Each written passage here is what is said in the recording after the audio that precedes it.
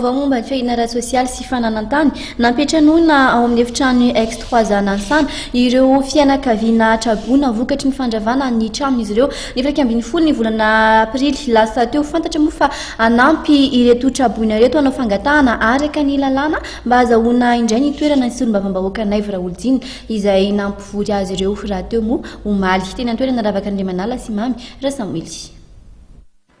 Iroso amin'ny dingana araka ny lalàna entina miaro ireo olona Trabonanjato noho ny fandravana ny tranon'izy ireo ny 20 aprily teo ny solombavambahoaka Madagasikara Naivra Olodina izay lany tao amin'ny boriboritany Vadimy. Anampy ireo Trabona amin'ny fangatahana ny famerenana ny tany ministera ny tontolo iainana amin'ny fanjakana malagasy izy ireo ka ao anatin'izany no anafaran'izy ireo mpandrefy tany hanao fijereny fotony raha nisy tokoa ny fanamantisana amin'ny lalin'ny tany na tsy araka ny fifanarahana teo amin'ny fanjakana malagasy ministera ny tontolo iainana tamin'ny fotoana nanomezana azy ny tany. Entin'izy ireo manao izao ady izao ihany koa moa ny fisian'ny fanapahan-kevitra tapaky ny filakevitry minisitra tamin'ny 13 Mey 2024 izay mandrara ny fandravana trano.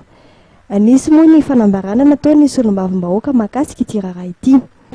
Manameloka kitsirana na inona antony nanderana an'ireo trano miisa 7 narodana tena sana ny zoma 20 avrily 2024 satria everinay fa mbola tsy afaka akory ny krizy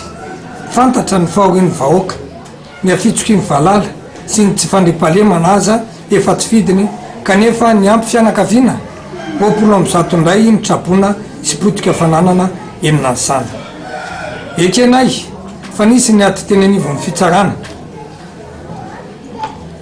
kanefa dia nafenina io didi-pitsarana io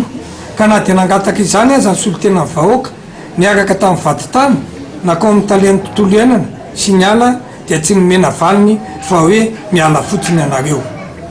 vavolombelona amin'izany io vaditany nentin'ireo vahoaka natseratrano ireo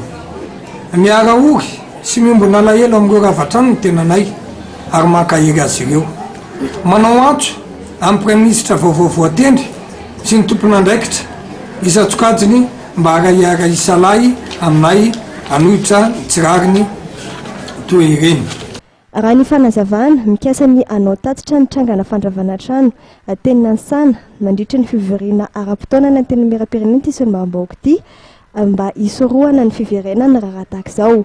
Eo ampiandrasan'izany moa dia fantatra fa nampetranona eny amin'ny efitrano ny X3 Zanansana ireo fianakaviana Trabona ao anatin'ny fandarana mahenika amin'ny sabotsy ho avy izao moa no hitondrana ny andindiny mahakasika ity raharaha ity.